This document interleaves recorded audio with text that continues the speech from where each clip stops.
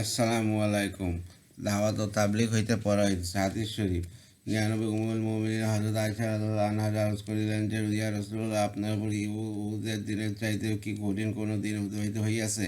তিনি ইরশাদ করিলেন, আমাকে তোমার কওমের পক্ষ হইতে অনেক বেশি কষ্ট সহ্য করিতে হইয়াছে। সবচেয়ে বেশি কষ্ট আকাবায় তায়েফের দিন সহ্য করতে হইয়াছে। আমি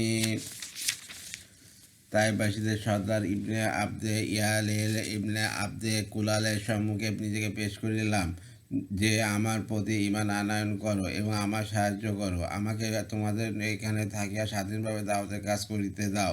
কিন্তু সে আমার কথা মানিল না। আমি তাই হইতে অত্যন্ত চিন্তিত পেরেশান হইয়া নিজের পথে ফিরিয়া চলিলাম।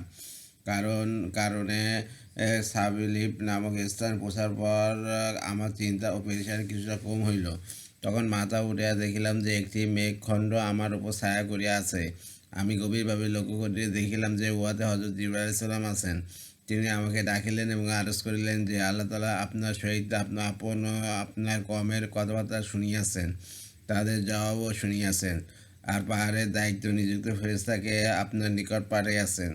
আপনি এই সকল কাফেরদের ব্যাপারে যা ইচ্ছা হয় তাকে হুকুম করুন। অতঃপর পাহাড়ের ফেরেশতা আমাকে ডাকিয়া সালাম করিলেন এবং আরজ করিলেন, ইয়া মুহাম্মদ, আপনার কওমের সহিত আপনার যে সকল কথাবার্তা হইয়াছে আল্লাহ তাআলা তাহা শুনিয়াছেন। আমি পাহাড় সময়ের দায়িত্বে নিযুক্ত ফেরেশতা। আমাকে আপনার রব আপনার নিকট এই জন্য পাঠিয়েছেন যে, আপনি যা ইচ্ছা হয় আমাকে হুকুম করুন। আপনি কি চান? যদি আপনি চান তবে আমি মক্কার দুই পাহাড় আবু কোয়াস ও আমারকে মিলাই দিব, যাতে ওরা মাঝখানে পিছিয়ে যাইবে। রাসূলুল্লাহ সাল্লাল্লাহু আলাইহি ওয়াসাল্লাম ইরশাদ করিলেন, না, বরং আমি আশা করি আল্লাহ তাআলা তাহাদের পরবর্তী বংশধরদের হইতে এমন লোক সৃষ্টি করিবেন যারা এক আল্লাহ তাআলার ইবাদত করিবে এবং তার সহিত কোনো কিছুকে শরীক করিবে না। মুসলিম 100। হযরত আব্দুল্লাহ ইবনে ওমর রাদিয়াল্লাহু আনহু বলেন যে, আমরা এক সফরে রাসূলুল্লাহ সাল্লাল্লাহু আলাইহি ওয়াসাল্লামের সঙ্গে ছিলাম। সামনের দিক হইতে একজন গ্রাম্যলোককে আসিতে দেখে দেখা গেল। যখন সে রাসূলুল্লাহ সাল্লাল্লাহু আলাইহি ওয়াসাল্লামের নিকট পৌঁছাল, রাসূলুল্লাহ সাল্লাল্লাহু আলাইহি ওয়াসাল্লাম তাকে জিজ্ঞাসা করিলেন, কোথায় যাইতেছ? সে বলিল, নিজের বাড়ি যাইতেছি।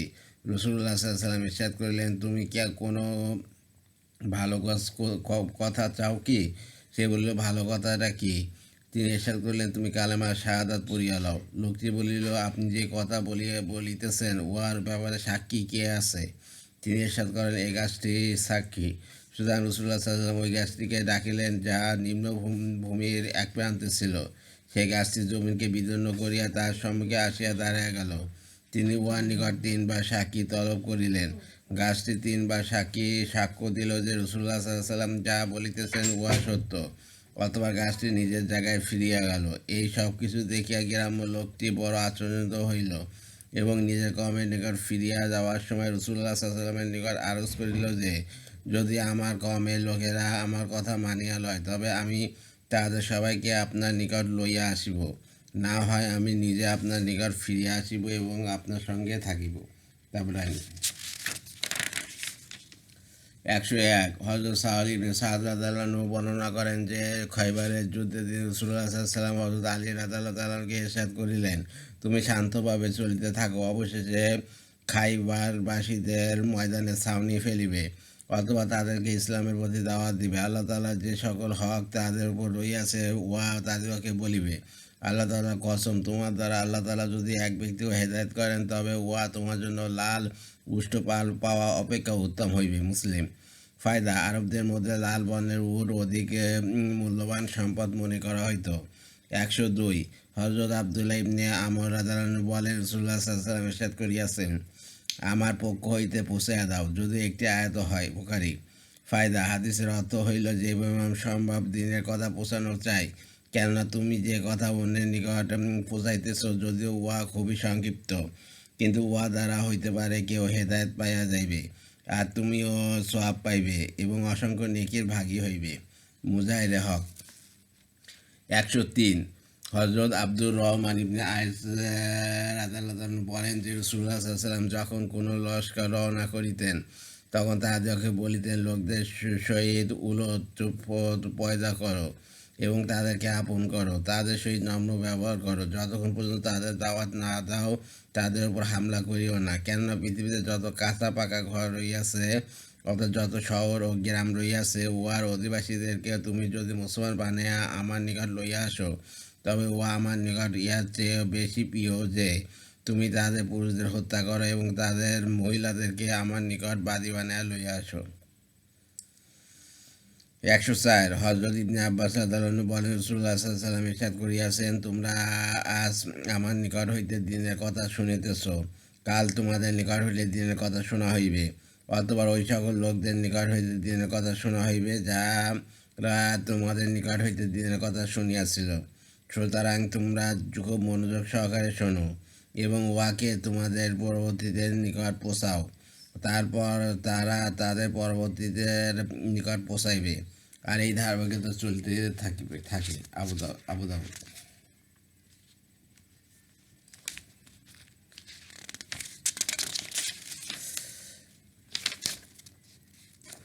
105 হযরত আনাব ইবনে কায়েস রাদিয়াল্লাহু বলেন, হযরত উসমান রাদিয়াল্লাহু যুগে আমি বাইতুল্লাহ তওয়াফ করিতেছিলাম। এমন সময় বনু লাইস গোত্রের এক ব্যক্তি আসিল। সে আমার হাত ধরিয়া বলিল, আমি তোমাকে একটি সুসংবাদ শোনাইব কি? যখন রাসূলুল্লাহ সাল্লাল্লাহু আলাইহি ওয়াসাল্লাম আমাকে আপন গোত্র বনী সাদের নিকট ইসলামের দাওয়াত দেওয়ার জন্য পাঠিয়েছিলেন, তখন আমি তাদের নিকট ইসলাম সম্পর্কে বলিতে শুরু করিলাম এবং তাদেরকে ইসলামের প্রতি দাওয়াত দিতে লাগিলাম। তখন তুমি বলিয়াছিলে যে তুমি আমাদেরকে কল্যাণের দাওয়াত দিতেছ এবং ভালো কাজের হুকুম করিতেছ, আর তিনি রাসূলুল্লাহ সাল্লাল্লাহু আলাইহি ওয়াসাল্লাম ও কল্যাণের দাওয়াত দিতেছেন এবং ভালো কাজের হুকুম করিতেছেন, অর্থাৎ তুমি রাসূলুল্লাহ সাল্লাল্লাহু আলাইহি ওয়াসাল্লামের দাওয়াতকে সত্য বলিয়া স্বীকার করিয়াছ। আমি তোমার এই কথা রাসূলুল্লাহ সাল্লাল্লাহু আলাইহি ওয়াসাল্লামের নিকট পৌঁছাই দিয়াছিলাম। রাসূলুল্লাহ সাল্লাল্লাহু আলাইহি ওয়াসাল্লাম তোমার এই স্বীকৃতির কথা শুনিয়া বলিয়াছিলেন, হে আল্লাহ, আওনাব ইবনে কায়েসকে ক্ষমা করিয়া দিন। হযরত আনাব ইবনে কায়েস রাদিয়াল্লাহু আনহু বলিতেন, আমার নিকট রাসূলুল্লাহ সাল্লাল্লাহু আলাইহি ওয়াসাল্লামের এই দোয়ার চাইতে অধিক নিজের কোনো আমলের কোনো উপর আশা নাই। মুসনাদে হাকিম।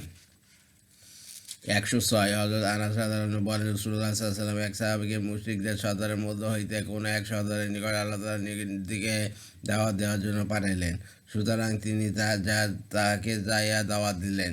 সেই মুশরিক বলিল, হে যে মাবুদের দিকে তুমি আমাকে দাওয়াত দিতেছ, তিনি কি রূপার তৈরি না তামার তৈরি?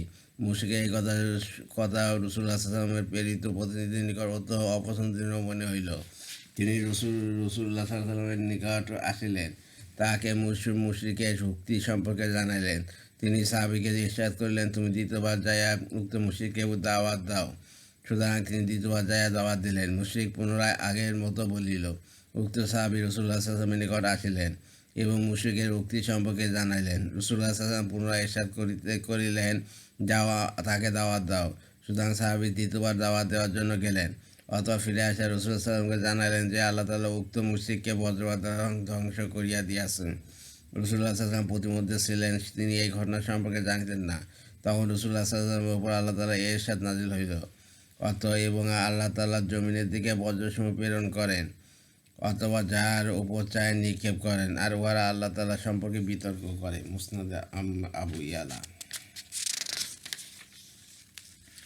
107 হযরত ইবনে আব্বাস রাদিয়াল্লাহু আনহু বলেন, রাসূলুল্লাহ সাল্লাল্লাহু আলাইহি ওয়াসাল্লাম যখন হযরত মুআয ইবনে জাবাল রাদিয়াল্লাহু আনহুকে ইয়ামানে পাঠাইলেন, তখন তাকে এই হেদায়েত দিলেন যে তুমি এমন কওমের নিকট যাইতেছ যারা আহলে কিতাব। তুমি যখন তাদের নিকট যাইবে, তখন তাদের এই বিষয়ে দাওয়াত দিবে যে তারা যেন এই সাক্ষ্য দেয় যে আল্লাহ তাআলা ব্যতীত কোনো মাবুদ নাই এবং মুহাম্মদ সাল্লাল্লাহু আলাইহি ওয়াসাল্লাম আল্লাহ তাআলার রাসূল। তারা যদি তোমার কথা মানিয়া লয়, তবে তাদের আরও বলিবে যে আল্লাহ তাআলা তাদের উপর দিন ও রাতে 5 ওয়াক্ত নামাজ ফরজ করিয়াছেন। তারা যদি তোমার এই কথা মানিয়া লয়, তবে তাদেরকে আরও বলিবে যে আল্লাহ তাআলা তাদের উপর যাকাত ফরজ করিয়াছেন, যা তাদের ধনীদের হায় হইতে লওয়া তাদের গরিবদেরকে দেওয়া হইবে। তারা যদি তোমার এই কথা মানিয়া লয়, তবে তুমি তাদের উত্তম মাল লওয়া হইতে বিরত থাকিও, অর্থাৎ জাকাতের মধ্যে মধ্যম পর্যায়ের মাল লইবে, উত্তম মাল লইবে না। আর মুসলিমের বদদোয়া হইতে বাঁচিও, কেননা তার বদদোয়া ও আল্লাহ তাআলার মাঝে কোনো বাধা নাই। বুখারী। মুনতাকা হাদিসে দাওয়াত আর তাবলীগ পর্যন্ত পড়া হলো। আর আমার ইউটিউব চ্যানেল রিপন কুরাজ, ওইটাকে আপনারা সাবস্ক্রাইব করবেন, দয়া করে লাইক কমেন্ট শেয়ার দেবেন আমার ভিডিওতে, এতে আমি উৎসাহিত হই। আর রিপন ক্লথ আছে আমার ফেসবুক পেজ, ওটাকে আপনারা ফলোতে রাখবেন। সবাই ভালো থাকবেন, সুস্থ থাকবেন, স্বাভাবিক থাকবেন। আল্লাহ হাফেজ।